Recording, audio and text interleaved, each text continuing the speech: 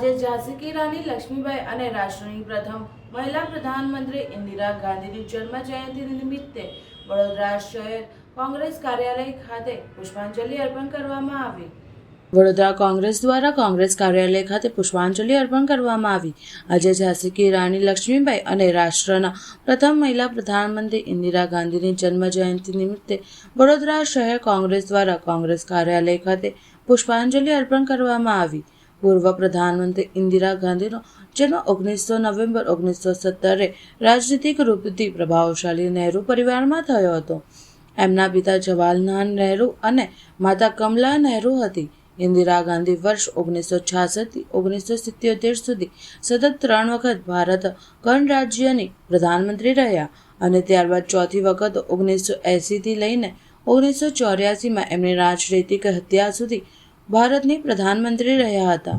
ઇન્દિરા ગાંધી ભારતની પ્રથમ મહિલા પ્રધાનમંત્રી હતી। ઇન્દિરા ગાંધી 1966 થી 1980 સુધી 3 વખત દેશની પ્રધાનમંત્રી રહ્યા હતા। ત્યારબાદ 1980 થી લઈને 1984 સુધી ગાંધી ચોથી વખત પ્રધાનમંત્રી રહ્યા હતા।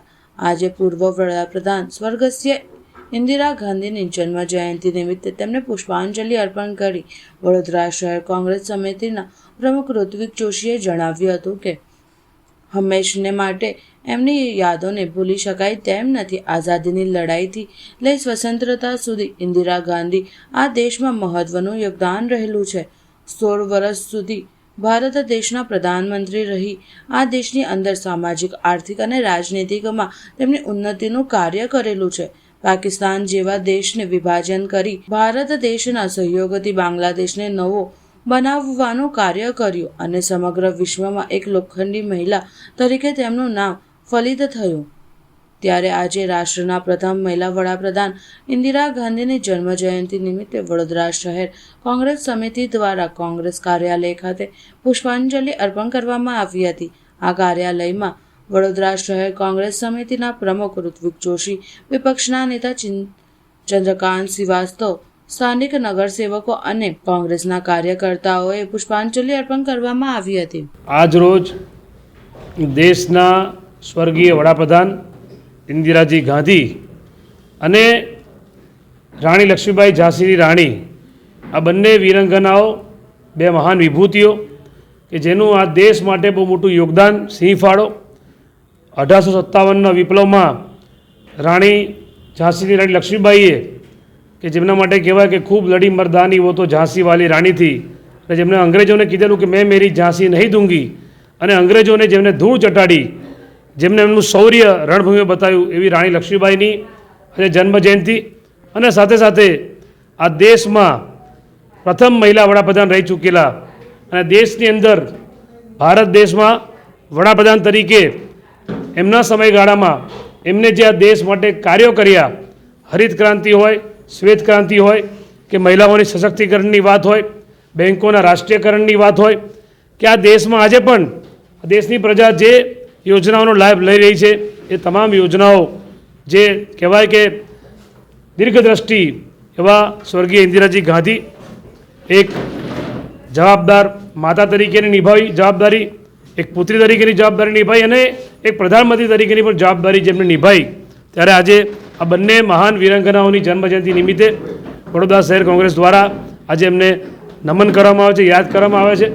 અને ઇન્દિરાજી ગાંધીને તો આજે આ દેશમાં કારણ કે એમનું જે શૌર્ય, એમનો જે નેતૃત્વ ક્ષમતા જેના લીધે આ ભારત દેશમાં માત્ર વાતો નહીં પણ જેમને ખરેખર પાકિસ્તાનના 2 ટુકડા કરીને બતાવ્યા અને આપણું જે સૈન્ય છે એમને જે સન્માન આપવાનું કામ ઇન્દિરાજી ગાંધીના સમયમાં થયું હતું। ત્યારે આવા ઘણા બધા કાર્યો એમને કર્યા। આજે એમની જન્મજયંતિ નિમિત્તે એમને નમન કરીએ, યાદ કરીએ છીએ અને કોંગ્રેસ પરિવાર દ્વારા કોંગ્રેસ કાર્યાલય ખાતે એ પુષ્પાંજલિનો કાર્યક્રમ રાખવામાં આવ્યો હતો। આજે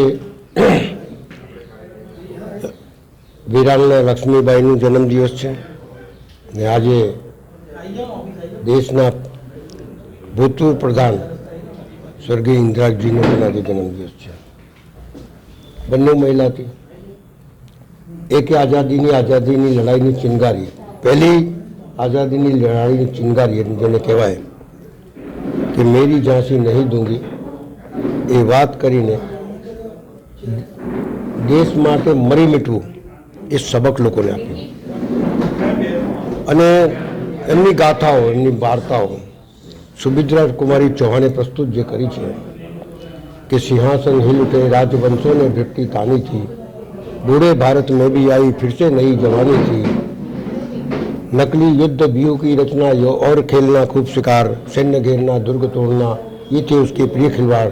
महाराष्ट्र कुल देवी भी उसकी भी आराध्य भवानी थी और खूब लड़ी मर्दानी वो तो झांसी वाली रानी थी. मेरी झांसी नहीं दूंगी. 12 વર્ષની ઉંમરમાં એમના લગ્ન થઈ જવા, વિધવા થવું, અંગ્રેજો એમનો રાજ્ય, એમનો દેશ હાથવા લઈ લેવા માટે આવ્યા ત્યારે એમનો એક વચન હતો કે મેરી ઝાંસી નહીં દૂંગીને યુદ્ધ કર્યું. લડતા લડતા પૂરા ગ્વાલિયર સુધી ગયા અને ત્યાં વિરાંગતી પ્રાપ્ત થઈ અને એક ચિનગારી આપીને ગઈ આ દેશને કે આઝાદી કે લીએ મર મિટો પણ પીછે મત હાથ કરો. એ જ રીતે ઇન્દિરા ગાંધી દેશ કઈ રીતે ચલાવવો, દેશની અંદર કઈ રીતે લોકોને ગરીબોને આગળ લાવવું, તમામ બાબતોની અંદર એક એમના જે પરાક્રમો જુઓ તેવા પરાક્રમો હતા કે પાકિસ્તાનને મંચ ઉપર ઉભારીને ગાળો નહીં આપવાની કે ये इधर से आया इसका वोट नहीं चाहिए ने ये आया उसका वोट नहीं चाहिए, વાર્તાઓ નહીં કરવાની, પણ સીધા અંદર ઘૂસીને 2 ટુકડા કરી દેવા પાકિસ્તાનના. ये हिम्मत थी.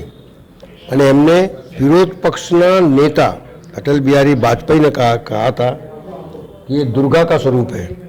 જ્યારે વિરોધ પક્ષ બી જ્યારે તારીફ કરતો હોય અને બેંકનો રાષ્ટ્રીયકરણ, ગરીબ માણસ અંદર ના ઘૂસે એવું, 18 વર્ષનું મતદાન, તમામ બાબતો, પણ આખર એમનું શું હતું, એમની નિગાહ, એમને જોવાનું દ્રષ્ટિકોણ એ દેશની અંદરથી ગરીબો મિટાવવાનું, રહેનું ઘર, ખેડેની જમીન, આવા બધા કાયદાઓ પ્રસ્તુત કરીને નીચેના સ્તરના માણસે ઉપર ઉઠાવવાનું જે કાર્ય કર્યું છે એમાંથી આજના જન્મદિવસના દિવસે બંને મહિલાઓ ઉપરથી वो कहते हैं ना राज हट, बाल हट और स्त्री हट, वो सबसे खतरनाक चीज़ है.